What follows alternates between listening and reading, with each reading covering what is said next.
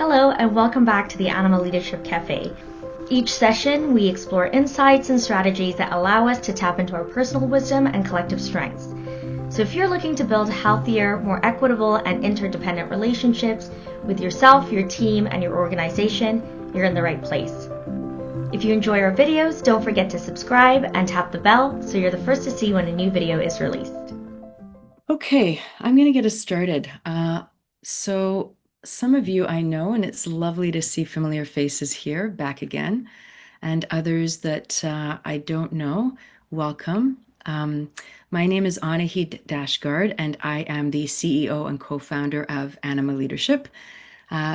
We are an equity and inclusion company that's been around for 20 years now. We work predominantly across North America. We do everything from training, coaching to full-scale organizational audits, really anything that will help workplace systems become more representative, diverse, and as we know on the other end of the spectrum, inclusive of everybody under the umbrella. Today's session and the one in January, are connected to this book that is coming out in February. It's my third book. Some of you may know the other two books I wrote were nonfiction, talking about issues around race, identity, trauma, leadership, the journey towards reclaiming wholeness. Those were the themes. This is a bit different in that it is a leadership book. And the reason I wrote this was, like many of you, I'm sure, when Trump got reelected about a year and a bit ago, I spent a lot of time and had been prior to that point thinking about what my purpose was. Because especially in this time period where there's so many challenges, so many fires on so many fronts, one of the questions, especially for us as minoritized leaders, is where do we place our energy? Because we cannot simply spread ourselves all over the place. And it has taken me personally a long time to get to the point where I'm also recognizing I don't want to do that, because then it means the systems of oppression that I've been scarred by have won. If I am burnt out, if I lose the ability to be impactful, the systems have won and I have lost, and I'm not going to do that any longer. So I spent a lot of time reflecting, and what really felt like a calling was we need voices in this time period. In order to repair our systems, we cannot have the same old people and the same old identities kind of perpetuating solutions that are kind of a recycling of what has come before. In order to strengthen our systems, we need collective intelligence. And that has to come from people that come from cultures and communities that have not yet been heard at leadership tables. And the fastest growing demographic coming into leadership currently are people of color, Indigenous, Black, other racialized folks. And when you look at the leadership shelf on any bookstore across North America or in any Western country, there is hardly anything written for this demographic. Whereas I think about the comparative of women or female identified folks in the last generation, when women entered the workforce in the 70s, 80s, 90s, 2000s, how many books were put out, including most recently Sheryl Sandberg's book Lean In, that made a huge splash. And I think, well, where are the books written for us? And by that point, I've been offering the BIPOC Leadership Lab for a number of years, and it wasn't just my own story, but I was hearing stories of many other racialized leaders and the barriers, many of which were invisible, the discriminatory barriers, and how much of an additional toll that takes. And I just thought, the time is ripe. I want to curate something that isn't just my voice, isn't just research that I've been doing over 20 plus years, although that's all there, but I've also woven in the stories of leaders of color across different sectors and industries. Every chapter in this book starts with a story and then goes into strategies and what can we do, and all of that. Because my hope is that if this book can be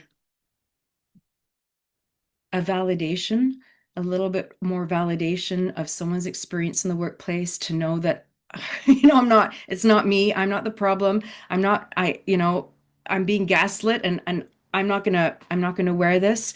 Can be a bit more of motivation to keep going, can be fuel to upskill oneself to actually, when we get into influence, use power in a different way and ultimately create the systems change that our desperately challenged world needs right now. That's my hope in writing this book. So it's for racialized leaders, but the hope is that when we get into influence, we do leadership in a different way. Today's cafe is, I spent a lot of time thinking about, of the many topics in the book, what would be most useful. And over the last number of months, this issue of lateral violence has come up in a lot of conversations with Indigenous racialized leader circles. So I want to just start by naming and into chat, what comes to mind when you think of this? How would you define lateral violence in the workplace? Oppression towards a person in a position of leadership. Yeah, yeah, can absolutely take that form. Yeah. Yeah, folks from historically marginalized groups taking out unresolved traumas on each other. Yeah, power over one another, even within the same group. That's right. Yeah, people from equity denied communities oppressing each other. Absolutely. Violence from your own community. Yeah, yeah. And even though I will say the book is sort of geared towards talking to racialized leaders, I will say that many of the dynamics talked about in the book apply to any minoritized group.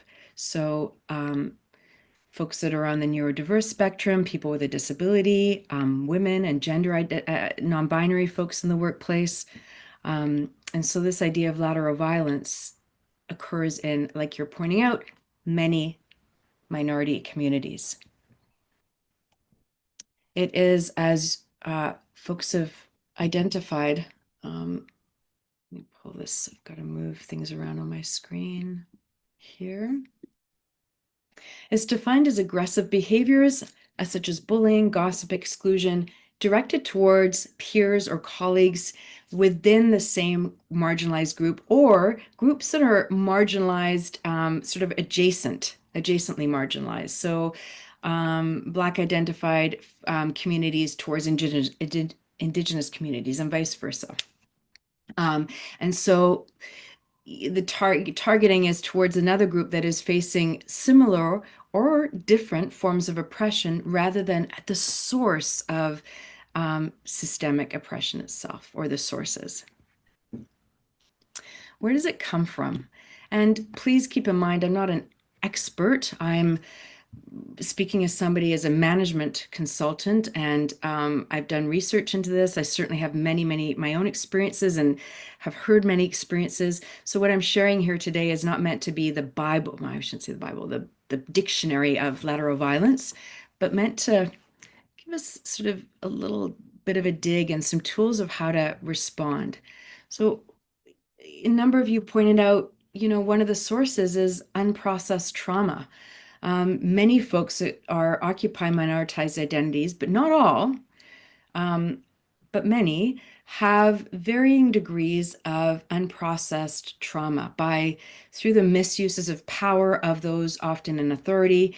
And if I haven't done my own internal healing work or any internal awareness work, then it's very easy for me to enmesh something happening in my environment with something that's happened in the past. And then all of a sudden I'm projecting my unresolved issues onto what are often safer targets. My colleague, my employee, which is even worse, that group sitting over there. And I think this idea of lateral violence is a huge impediment to systems change. And especially in this current moment where we don't have a lot of wiggle room to be wasting our energies on infighting. It also comes from a scarcity mindset. Often, this idea of, I don't know if any of you have experienced this, but often when I'm in a room and there's one other woman of color in a white majority room, there's more often than not an unspoken competitiveness that I feel from the other person, which often surprises me, or the sole woman in a room of mostly men feeling, and I think that comes from often this idea we've absorbed the idea that there's not enough to go around, so I have to compete with the person who's in the identity most like myself.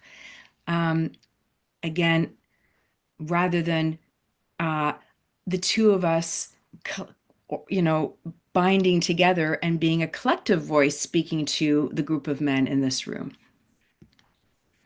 Uh, Internalized racism or any internalized form of oppression is a really big engine of lateral violence. So I've just absorbed, and many of us do. I continue to fight against this in my own head and body. The not enoughness that can emerge in moments where I'm surprised still by the fact it's coming up and how loud it can still be. And I have to remind myself, of course, that's there. That's come from a lifetime of messaging, both overt and more subtly. And if I'm not aware of catching it, it can be easy again to be more judgmental, more harsh towards members of my own in group, rather than remembering what the end game is here. Shadeism or outgroupism, we all come into the world with versions of the us versus them. Members of my in group are not just different than the out group, but they're better, superior. And that is so there's a neurological dimension to the lateral violence. Just because we face similar forms of oppression, it's always easier. In fact, the default is to pick out the differences rather than orient towards what we have in common. And it's helpful to know that because orienting to what we have in common takes more work.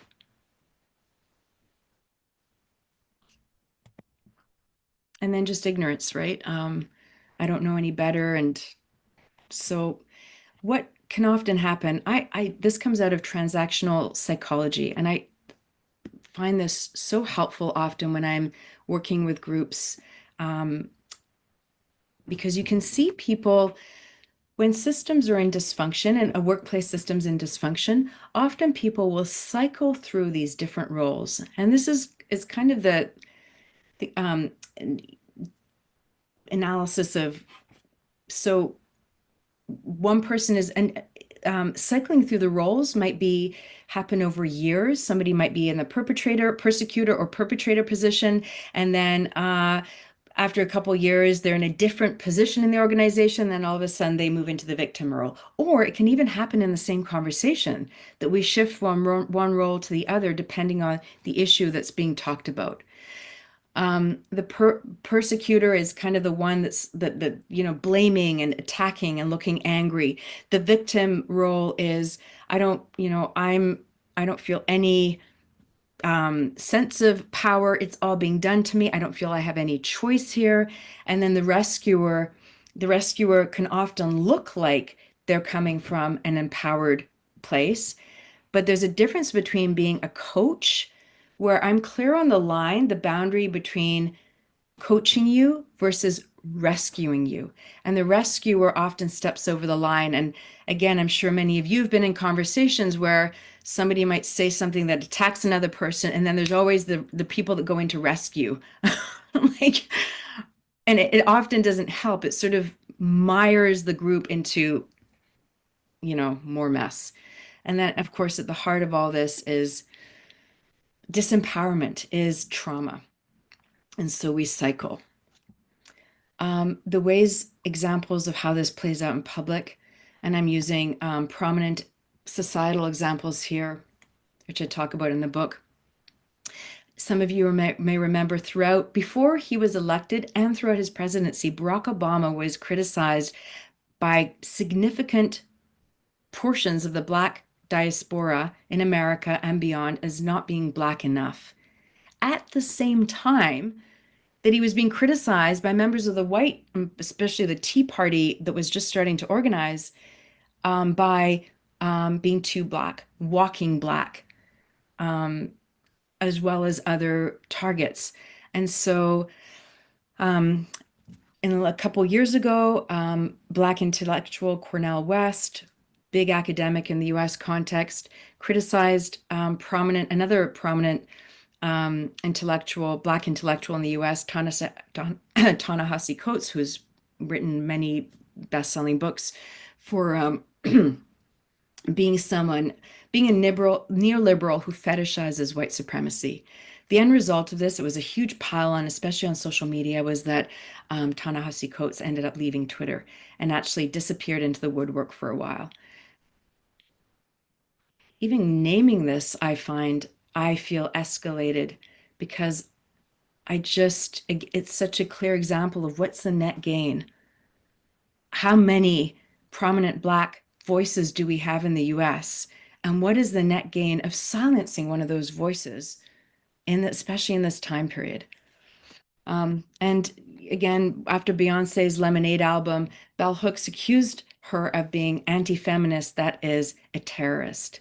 Now, I don't want to cast shade on these. Cornel West is an incredible intellectual. Bell Hooks was an incredible leader. So I'm not casting shade on folks that have, just to say that even with people that are strategic and Bell Hooks was a master meditator and talked about love and community and all of these things. And yet, right, um, how easy it is for us to be seduced, I think, into that older place of trauma and competitiveness.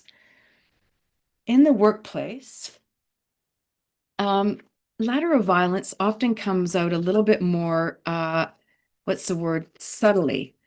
Because of workplace harassment and discrimination procedures, it can't often kind of be as loud or up front. So it tends to come out the jealousy and the ways in which someone's accomplishments get undermined, um, dismissed. How did you get that nomination again? You're friends with the VP, right? Or you might get criticized, the backhanded, sort of undermine passive aggressive way in a meeting, for example. I'm not sure what your point is here, James. Can you say it again? Right? It's not in the words I'm saying, it's like all tone of voice.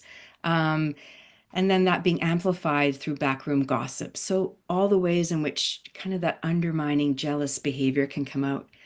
It also can come out, lateral violence, through um, what embarrassment. So often from other racialized people that come from more privileged, usually privileged economic backgrounds.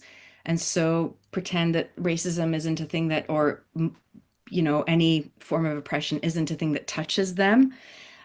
Or newer immigrants who don't want to tag themselves with the burden of racism, and so the challenges that can come from those folks that we think would be allies. Like, why are you even talking about race, identity, equity here? You're making a big deal out of nothing. Or well, everybody knows it's better here in Canada or in Seattle or in London than wherever else, right? And it can come from ignorance, but it still feels like there's an undermining. These dynamics, part of the way they show up as lateral violence is they rarely happen one-on-one behind closed doors. They're usually played out in some kind of group theater context. And then the last one, that competitiveness. Many of us are familiar with this. You're not minoritized enough. You haven't struggled hard enough. Or you're getting too much attention. Uh, and I'm going to um,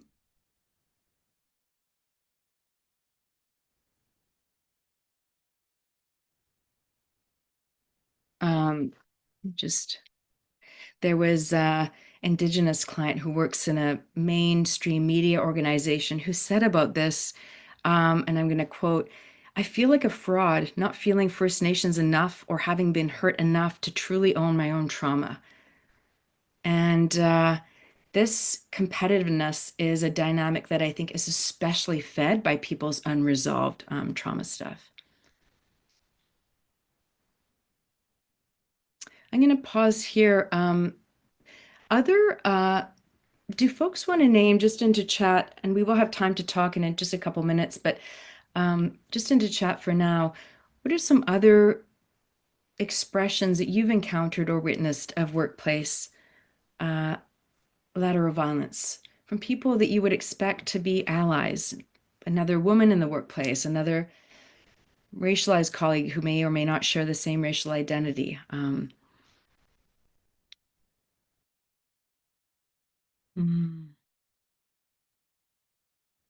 And if you haven't experienced this, then that's wonderful. And that says a lot about the workplace culture you're part of. And I would say, whoever hasn't experienced this, then I hope that you take away to be grateful and also to watch where it may be playing out. Certainly, I cannot think of an organization that I've worked with in my over 20 years, and I've worked with every level of government, many school boards, healthcare organizations, executive teams, where I haven't seen some version of this play out. So if you haven't experienced it yourself, then please be on the watch for it, because even if we're not, especially when we're not experiencing it, we can play a role in diffusing it. Always reminded that you're the racialized leader. That's right. Yeah. So you have to represent your identity rather than just getting to be an expert in your role like other folks. So questions I'll come back to. Thanks, Parker. How does one engage criticism, concern with them across? Yep. Being called a white whisperer. Mm-hmm. Yep. So if you are collaborating with people that are clearly allies, who are in different or dominant, let's say, identities, you're seen as betraying somehow the group. Yeah. Uh, you've done enough. Time for you to retire. Like, yeah, that's a good one. Isolation, silent treatment. Yes, that's a big one. Yeah. You get really isolated. Yeah. Segal, thank you. As a Black woman being infantilized by white women in leadership roles. Yeah. Yeah. Although I wouldn't call that's not lateral violence. That would be ongoing micro inequities slash subtle discrimination. So I just want to, so lateral violence is really towards when we experience undermining from people who are in the same identity or in another minoritized identity. So hence, as opposed to folks in the dominant group where it would be called discrimination. Being told I'm pushing for BIPOC hires, promotions too much. Yes. Yeah. Leadership struggles, power dynamics. Yeah, especially when race and gender are entwined. The power dynamics with other minoritized folks, it's so exhausting. And you can feel when you're in a role, leadership role, and when the struggle doesn't feel clean. Do you know what right? And um,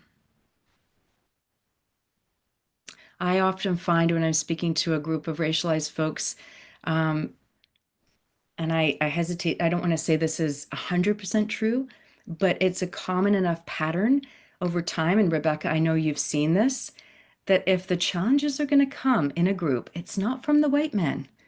Oh no, it is usually from other women of color, 90% of the time. And I honestly have come to the place where I realize it has very little to do with the content and a lot to do with identity and this invisible competitiveness.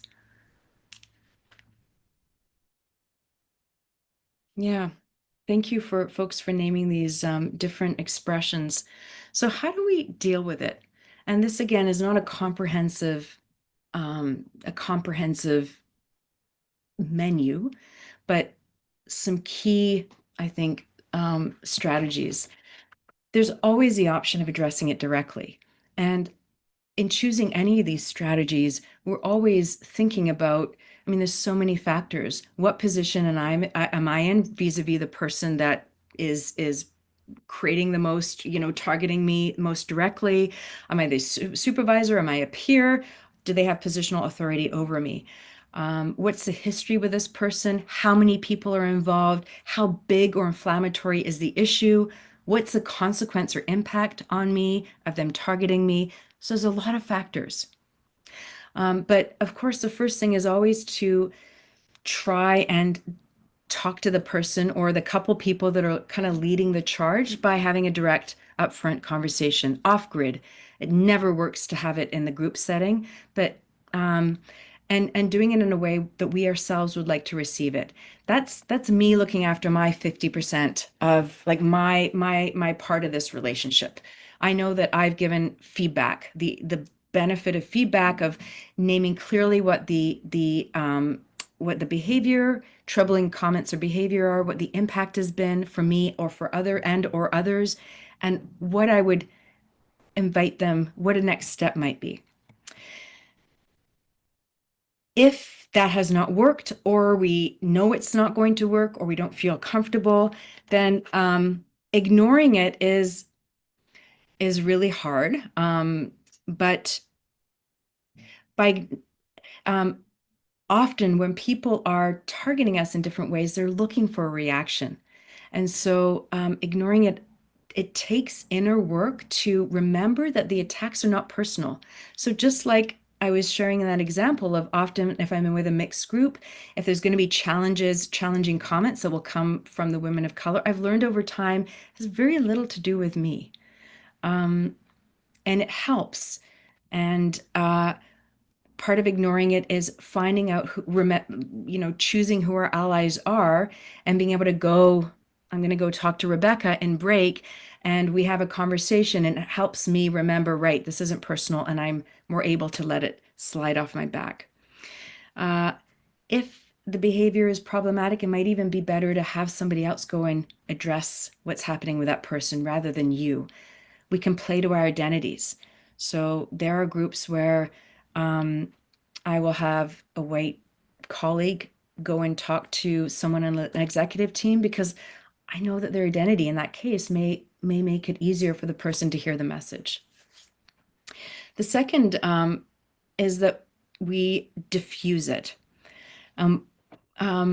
which is another version or a kind of a not engaging. So someone makes a comment or asks a question in a particular way in the meeting. So rather than often what happens when we get triggered ourselves, we react in kind, and you can feel it in a room because there's sort of like gasoline added to the fire. It escalates the charge. And again, it requires a deeper commitment to doing our inner work. One of the ways we can respond is pausing, de-escalating, and responding to someone's, because there's emotion, there's unclean emotion often in these comments, by sticking to the level of facts and information, which can take the wind out of someone's sails. And we don't have to do it in a way which is condescending. Well, Rebecca, I don't know if you know, but there's a number of reports that actually say that Indigenous peoples in Canada, da da da da da.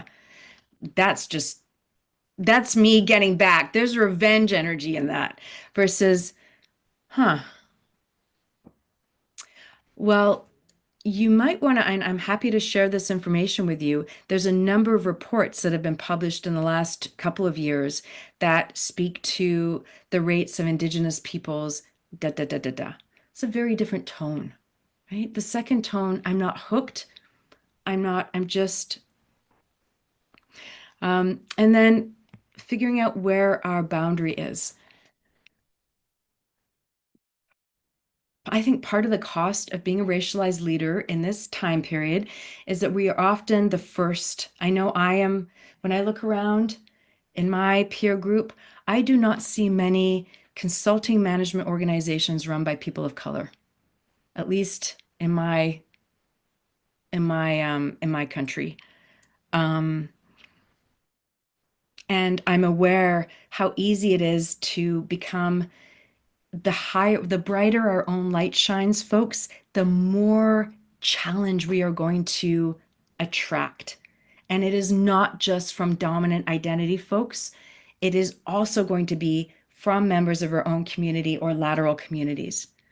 And it's helpful to know that. And it's easy if we're not aware to just become this dumping ground for people's trauma.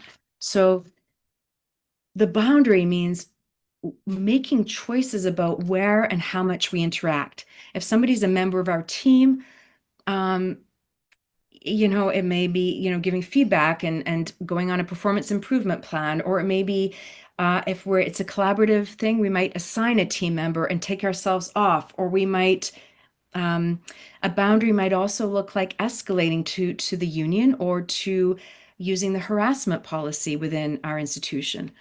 Um, a boundary might also look like letting a couple of trusted colleagues know so they can step in when the comments come and we are not kind of facing it head on. And lastly, I want to name this. It's the second last chapter in the book. The last chapter is called Have Some Faith, and the second last chapter is Cultivate Forgiveness. Because I think core to this idea of if our systems are going to change and if minoritized people are going to be part of using power differently, using it constructively to lift all boats up rather than just some boats, forgiveness is key to being able to do that. And forgiveness does not mean letting somebody off the hook. It doesn't mean not disagreeing with somebody. It doesn't mean not holding that person accountable. We need to do all of those things. But what it does mean is whatever path of action we take, we do it while upholding the dignity of our own person and of their person as well, even when they've dropped their own dignity.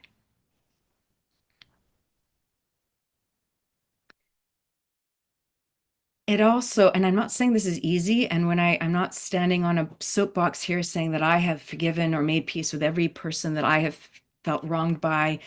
But what's important, I think, is the practice and that we are continually trying to do better than what has been done to us.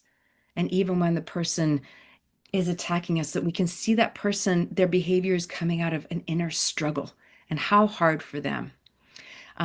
When we can access even some level of, putting somebody into context, putting their behavior into context, it frees us because we are not, when we are angry or hurt or wanting revenge, we are bound to that person. So this idea of working at forgiveness, working to see that somebody is separate from the behavior they might be demonstrating in the moment, is connected to this ongoing journey of inner liberation. And there's no one that has demonstrated that more than, well, few people, I should say, than Nelson Mandela, who I think worked his forgiveness muscles 20 years in jail, worked and worked and worked. And we're not all going to do it or to the same degree. But if we are in a leadership role where we are responsible for collective of people, if we come in with our own unprocessed anger, then we are likely to create another form of polarization or divisiveness. It might be the same, it might be different than what we've encountered, but we're going to perpetuate some form of oppression towards some individuals or some group. And we can do better. Those of us that have been most wounded by the misuses of power can do better when we actually have power.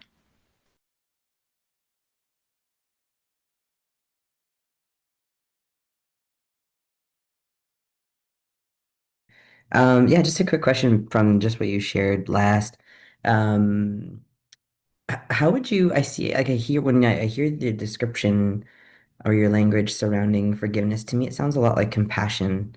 And so I'm curious from your perspective, how would you differentiate the two? And mostly because I think, personally, I'm struggling a little bit with the idea of forgiveness. Not from the, like I'm completely on board from sort of this love ethic, right? Where we can hold accountability and be in kinship with everyone without contempt, despite some of the transgressions. Right. Um, But I think for me, and perhaps it's a westernized, more evangelical description of forgiveness, where I'm holding that in a sense of like forgiveness is absolution of accountability. So Right, maybe for right. my own walking through, it'd be helpful because when I hear your description, to me that sounds like what I would describe as compassion. And so it'd be helpful for me to hear just sort of how you differentiate the two, so I can continue to decolonize those two pieces of language if I if it's necessary for me to do so, but that would be helpful if you don't mind. Mhm. It's a great question, Miguel. I think the way I'm defining it is very close to compassion. I think that in my mind, it's on a continuum, where compassion is one end, where um, I can I can feel some kindness to you. I think forgiveness is not necessarily absolution. It's I honor your path, and I'm gonna make my choice to continue or probably not continue relationship with you, but I'm not actively holding on to how you wronged me or my group. And I don't offer this lightly, and I'm not saying that we should. I'm not in any way advocating for spiritual bypassing here. I mean, really, it's a leadership practice, but it's also a deeper spiritual practice that I'm talking about here. And I offer it as something for us to think about rather than because bypassing and trying to get to forgiveness, which we see in a lot of spiritual circles, is gross. So let me, this whole thing about forgiveness, it's better to be authentically where we are and just continuing to kind of move along rather than to push ourselves into trying to be somewhere if it doesn't feel authentic. Valerie, please. Thank you. I don't hear spiritual bypass or bypassing at all. And I really thank you for this model. To me, it reflects very much the work of beloved community, Yes. that we Yes. create this very big tent. We do this not just for us. We do this for the perpetrators as well as those that um, we agree with. And for me, that really requires an enlargement um, in that it really is requiring me to think about myself and the other person with a lot of dignity and a lot of courage. Um, Yeah. and I think it's a very big move, and for particularly BIPOC people who have been historically and continue to be marginalized, that's a massive lift. Yeah. It's a massive thing to ask people who have Mhm. hundreds of years of oppression and hatred and violence, Yeah. and then to move into that space. Can it be done? Yes, but it is a massive ask, and Definitely. it's a massive move, and it's a massive enlargement. And it's something that we continue to do. Yeah. So I'd love to hear your thoughts about that. Yeah. What I'm feeling as you speak, Valerie, is the weight. For some of us, it's a lifetime or two. Others, it might be lifetimes and generations of weight of unresolved, unnamed, unrecognized trauma. What I think about is the role. And I think leadership is a different role that comes with more responsibility than other roles that we can choose. I think if we have influence, we have responsibility. And we have to do we have to do our own inner work to continue, to look at where, when I walk into a room, who am I naturally oriented to? Who can I see? Whose struggles can I see more clearly? And whose am I going to be less aware of? Like, how do I show up here in a way that's on the side of the whole rather than just defaulting to getting my own unresolved stuff out. So I don't want to say it's an easy lift. I also don't think it's for everybody. I think we all need to make decisions based on where we're at in our own journey. But I do think if we're stepping into leadership, the foundational skill in my mind is emotional intelligence. It's a much deeper commitment to really face myself and go, am I ready for this? Am I ready to step into a position of leadership in my organization? Because it's going to mean I'm serving not just racialized or minoritized people, but I also got white folks on my team. And some of these people are not very nice, and some of them might be bigoted. And am I ready for this? Because, it doesn't mean I have to swallow everything. It doesn't mean I don't hold people to account, but can I do this in a way that I'm not working out my own anger. This isn't a field for me to work out my own anger, but I'm going to do it cleanly as I can. I think that's a different. Does that resonate, Valerie? Yeah, absolutely, 100%.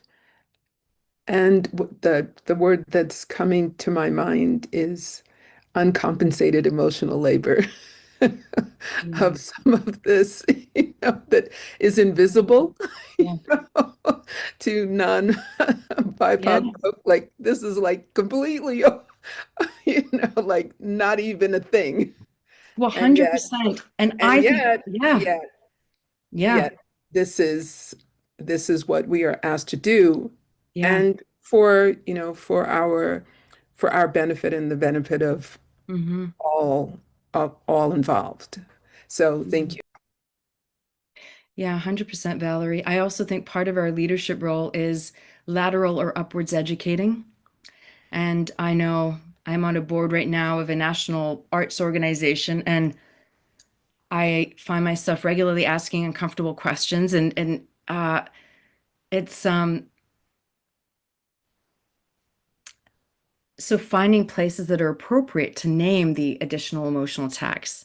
And it's not easy for me to be the one who's always da da da, because I think part of being the first, the few, or the only people in our roles is we try and make visible that additional burden and dilute it as much as possible. Yeah. Hello, and thank you for the presentation. I think I have many questions, so I'll stick with one. Um, I do a fair amount of mentoring, Mm, and a situation that I find myself in is the mentee wanting me to solve the problem for them of mm, lateral violence, mhm, and I struggle with uh, I can't solve this for you. I can coach you on how to work with it yourself. mhm. Um, Sometimes I've been successful. Sometimes I crash and burn. Have you got any guidance on Mhm, that coaching? mhm. That's a great question. I think, Rita, the fact that you're asking the question says to me that you've done a lot of the work, which is being aware of that line between supporting and rescuing somebody. And and this is a challenge for any of us, one of the things that happens being a racialized or minoritized leader is if we don't have the answer, we're going to get double the blame. And again, even from right? So I can imagine if folks are coming to you, your mentees, and you're not solving it for them or giving the right answer, the judgment towards you is likely going to be harsher than it would to be, which is sad, but than it would for a white mentor in this role. And again, I think it's being aware of that and naming that up front where appropriate, right? So in a conversation, hey, I noticed that there's some pressure or some upset here.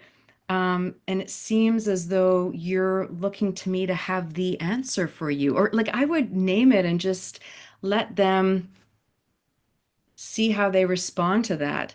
And if somebody can't see that that's what they're doing, perhaps they're not ready for you, Rita, to be their mentor because they're not deserving of your wisdom at this point on their journey. You do not have to keep wearing somebody's projection of you're not doing enough for me. Okay. And I'd just like to close with just a couple words. The end of this chapter on lateral violence, it's just closes with this. Knowing the brighter we shine, the more shade will be thrown our way helps, because then we can prepare for it. We can more easily tell ourselves, there's the backlash, and not take it so personally. We can strengthen our fortress by asking trusted allies for their support. To be a leader of color in any Western democracy in this 21st century is still a groundbreaking role, and groundbreaking sometimes means heartbreaking. Attacks can hurt more when they come from our own identity group. But people don't attack what they don't care about. So in some twisted way, the criticisms reflect a desire to be in proximity, to share a taste of the success you've achieved, to be where you are. You can be the bigger person by refusing to dehumanize those who dehumanize you. You can model leadership even and especially in the face of other people's pain, hoping by doing so you're lighting the way for them to eventually harness the courage to find their own voices and forge their own paths through the wilderness. I want to thank you all for not being here, but more than that, I just want to thank you for the work you're doing. These gatherings give me hope because I feel less alone, and thank you for the work you're doing on behalf of the peoples you're doing it for, and may our results change the path for generations coming after us. Thanks everyone for being here.